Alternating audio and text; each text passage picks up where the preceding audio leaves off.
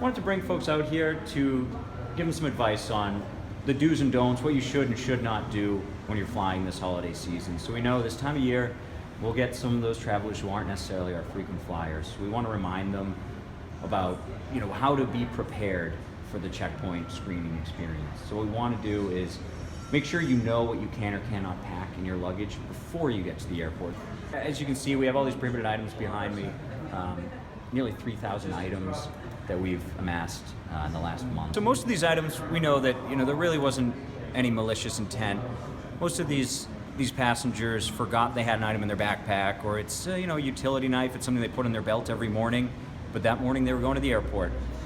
So that's why we want to just remind passengers, show these items to them to remind them that they cannot fly in the cabin of the aircraft. Most of these items are perfectly fine in the cargo area of the aircraft. They just can't be accessible in the cabin of the aircraft during flight. So if you do have, a knife or something like that you want to fly with, just put that in your checked luggage. That would be perfectly fine. So these items eventually will become state surplus property.